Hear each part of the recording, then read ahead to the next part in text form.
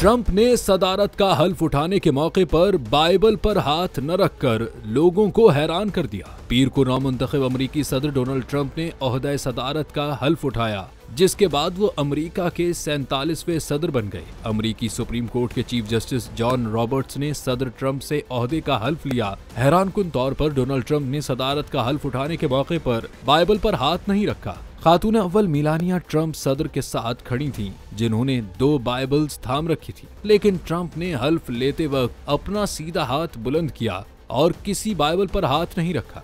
अमेरिकी सदर के लिए बाइबल पर हाथ रखना कानूनी तौर पर जरूरी नहीं है, लेकिन रिवायत के तहत सदर ओहदे का हल्फ एक हाथ बाइबल पर रखकर लेता है।